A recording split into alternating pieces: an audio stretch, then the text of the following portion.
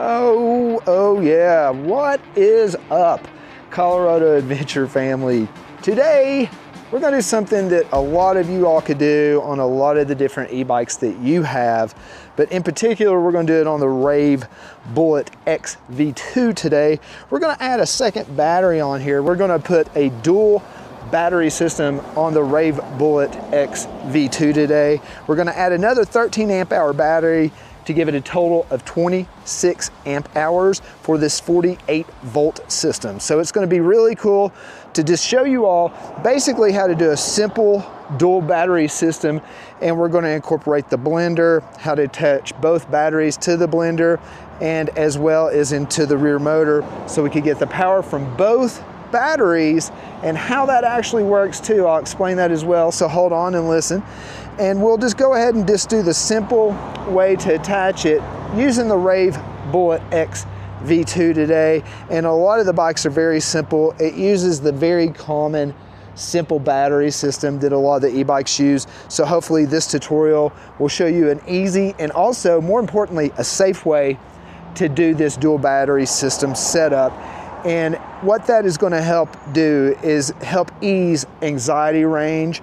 A lot of people, we use these batteries, and a lot of these batteries, even the 13 amp hour battery system, comes with more than enough that you need just to travel around town and stuff. But if you're like me, you live in the Colorado Rockies, you want something big and bulky, like we added the 60 volt, 60 amp hour battery to the Power Goat V3. And then, like even on the Aventon Adventure over here, just a big battery system to get you back and forth. Even that's like a cargo, kind of a commuter bike. You still get a little bit of that range anxiety, even with the size battery that it comes with.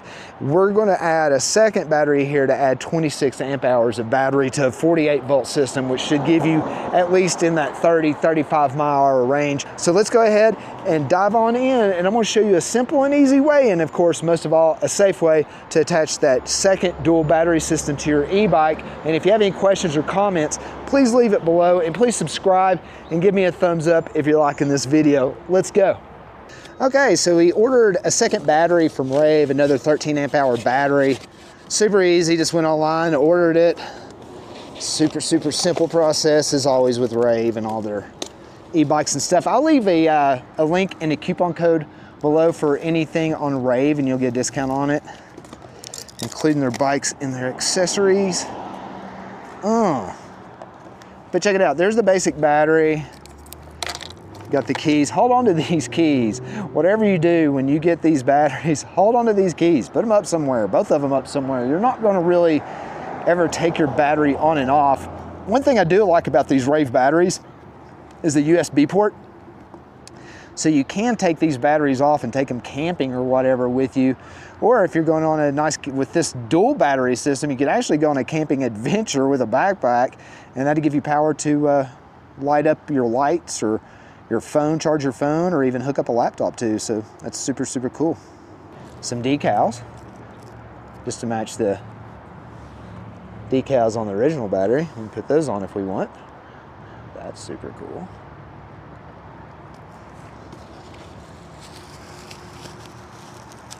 And it looks like what we have here is the battery blender. Now this is super important. What the blender does, boys and girls, ladies and gentlemen, what this blender does is if one battery has a higher charge than the other, it will draw from the higher charge battery first. And then it will equal out the charge between both batteries, then draw equally. So that's kind of, sort of, in layman's terms, rich dummy terms, how that works. This is gonna hook up to your main system. This is gonna go to your controller. It's gonna run directly to your motor, your drive. And these two are gonna be the two that are gonna hook onto each one of the batteries. So I'm gonna show you how to basically just take everything apart, hook the blender up, hook the second battery up, do it safely, and get more range. One of the first things I'm gonna do here is I'm gonna unlock the base plate from the battery. And we're gonna leave that here because we're gonna need to mount that, but we're gonna go ahead and throw the battery on the charger, and I'm gonna show you how to do that safely too while we're hooking this up so we can have a full charge when we're done. So first off, just have a nice safe place to put your battery, of course. You wanna make sure the battery is on the on position. We can take those keys, we'll leave that there, and we'll open up the socket area for the charger. Now what I like to do, and this is probably overkill, is I like to plug in the battery first and then plug it into the extension cord or socket. Now what that does, it just gives me a little bit safer assurance and no spark, no voltage. But it is super, super important that you make sure your battery's on before you charge it. Otherwise, your battery may not even charge. All right, now that we got the battery unpackaged, we're gonna go ahead and we're gonna hook up the battery blender, then the mounting bracket, and then we'll hook up the battery and we'll see what happens. But first, I wanna go over a couple safety precautions. All right, boys and girls. First thing that I recommend that we do is we turn off the battery. And again, it's just like, you know, on the on position when you charge it, you're riding it, we're just gonna turn it into the off position. At this point, what I like to do is I like to come up on here and go ahead and just turn it on for a second. We're gonna get a little flicker before it turns off. As you can see there, the control turned on. The reason for that is, like I explained in the PowerGoat V3 when I put in the 60 volt, 60 amp battery in that, you just wanna discharge any kind of current or electricity that's gonna be stored in your controller, because it does harness and store electricity even after you turn the battery off. So it's super, super important to discharge that battery from any current or electricity before working on your bike or touching any electrical parts, unless you want to shock yourself. All right, so like if you have any foam left over from shipping one of your e-bikes or whatever, it's a good idea to actually hold on to some of that foam for a lot of reasons, but one of them is definitely when you work on your bike and you want to flip it upside down. Make sure your controls or components are folded down, so when you do this, you won't wreak havoc. And what I do is I just bring up my back tire to about here, put on the rear brake, and just lift up. Super simple. Now if you got like mud guards or mud flaps on the back right there, you really, really want to make sure that those are either taken off or you're just paying attention so you don't break those. And just any kind of like softer, fragile areas, make sure it hits the pad. You could use a doormat. You could even use a local yogi's yogi mat, but you might make them mad. And even under the handlebars here, I like sticking a little bit of foam too, just to keep it a little safeguard. All right, so the first thing that we have to do here, and this is just specifically on the Rave bikes, or even more specifically on the Rave Bullet X V2, there's just going to be some screws that we're going to have to take off, and there are going to be 1, 2, 3, 4, and then you'll have a little tab here, and you want to pop out. There's like a little tab here, there's a little area here. You'll take your Allen wrench, just hook it there, and you see it just pops that right off. Perfect. After you do that, it pops right off, and you're going to see the controller is going to be stuck to the bottom here, so we're going to unscrew that. So this is mounted a little bit differently than the original, and it looks like, I want to see what kind of controller we got here too. But this is actually mounted really securely. The original version of the Bullet X, that thing was just kind of flopping around. It's really cool to see that they've mounted that in there, and this controller is definitely chunkier. Let's see what kind of controller we're looking at here.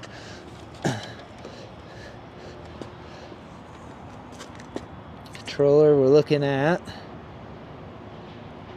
30 amp controller on this 48 volt e-bike. That's super impressive. That explains the torque. That's super impressive. That's good to know. This feels like a very nice quality blender, actually. It's one of the better blenders that I've seen on the market, to be honest with you. So we're going to basically hook the only one that will hook up to the controller. It's this one right here. It will be the male. We're going to hook up the male to the female part of the controller. And then they're going to have 2 baby batteries, basically. So there's that. So we're going to go ahead and take one of these females and take the male battery and plug it in. Boom, we got the battery turned off, the current's off, there's no charge, there was no spark. Super, super safe. We're going to now make sure that this is going to be accessible to the second battery when we mount the second battery onto the bracket right down here. And I always think the best way to do the bracket is the base of the bracket always needs to be on the downward slope. We're upside down, so it'd be the upward slope right now. But we just want to make sure it's the downward slope when we're mounting it on. And we want to make sure that we get at least these connected. It don't matter if it's here, here, here, here, but we want to at least get 2 in there. It looks like we got 3, so we'll be able to get all 3 of them connected. So this second battery kit by Rave here, it does come with an Allen wrench with a Phillips head, so we would have been able to remove the controller out of the controller box too, but it also has an Allen wrench for these screws. All right. And since it has it, we'll just go ahead and use it. And right here, just make sure you have enough base and enough clearance to put the battery up and then down. So we might, let's go ahead and move that more in the down position for this one, just so we have plenty of clearance for the top of the battery to go on and to safely slide it this way, because if we have this bracket too far up, we won't be able to put the battery up to slide it on safely and securely, because with any kind of e-bike battery, you want to be sure that those things catch into these little notches and slide down into the contact points. And I think also by having that base down lower too, you'll also, depending on what company you go with, these cords like the battery cord itself that's going to connect to the blender, then to the controller, that you'll have plenty of length, because I have done dual battery systems and had to get an extension, and I mean, it works. It's just, you want to minimize length of like brake lines and electrical cords. You just want to minimize it, because the efficiency drops tremendously on the length, especially like with hydraulic brakes. The longer the hydraulic brake cord, the less efficient it is. So if you get like an upgraded brake line or brake set and the brake line is super long, it's not really advantageous to roll it up and stick it under your headlight or behind your headlight or whatever. It looks very sloppy. It's there, it's sloppy, and it's super inefficient. Let's try to minimize any length of a water hose, any length of electrical cord. Just try to minimize it, and don't torque these down until insanity. Just get them super tight, because you don't want to snap those. So boom, now we got our bracket mounted, and we're going to go ahead and connect these two, just see what kind of length that we're working with and what this back bracket looks like, and see if we have to make any modifications to it. All right, so male to female, bam, connected. All right, so there, we got the controller mounted back in. I'm going to take off the sticky here. Put the camera up more at that angle. Yeah, it's pretty tacky. So let's go ahead and find a good place for it, where it can be snug as a bug in a rug. And what I'm going to do is I'm going to tuck these wires in just as much as possible, just to get them all out of the way. Little wire tucking. Little wire tucking, boys and girls. Little wire tucking. That's all. And just get it to where you can get your wires and everything nice and snug. That way, we can pop it back in. And bam, back on. Make sure his cords are out the holes. Good. Boom, done. A lot of these manufacturers do make it, pretty simple, but, don't be surprised or shocked if you do have to do like a couple of strange modifications. Okay, now what we're gonna do is we're gonna flip the bike back over. We're gonna make it look nice and neat, and we're gonna attach the battery and see what happens. All right, and again, carefully lift up, get your back brake going, and walk to the side is probably the safest bet, and just easily lower it down. I'm gonna back this baby up, and I'm gonna show you how to zip tie the wires. All right, first off, you can never have enough of these zip ties, and especially if you're in the e-biking world, you cannot have enough of these zip ties. So let's go ahead and make it look nice and neat. And having like these little notches right here is like actually super nice because it keeps them from sliding down. And you could still attach a water bottle there too, just so you know. It is so nice out today. It's always nice here. It's freaking Colorado. It is on the super old, ultra gorgeous side of things today. And it looks like we got this other wire here. We'll go ahead and actually right here will be the best way to do that. Get both of those tucked in there. And I'll do one more. All right, when you're done with that, get your snips out and just snip off any of the excess from these little zip ties if you want. This makes it look neater. All right, boom. And there's that. Well, that just took a few minutes. Probably didn't have actually enough time to charge the battery all the way. That's okay. Just gonna turn the battery off for right now. And I'll unlock the battery from the unlock position. All right, and just make sure, like in these grooves, you line up in these grooves in here too. So it's not just locking the battery, it's actually lining up in those grooves where it fits perfectly. And just check it, double check it, triple check it. Both of them, triple check them. But it looks like that lined up perfectly, so it looks like we got a dual battery system. We got some little bikers over there. Check them out. What's up, guys? Yeah. This is a huge biking community, and I think the actual teacher over there actually rides an e-bike. See, check out the teacher on the e-bike. Is that not a cool stuff? That is super cool. Oh man, freaking love it.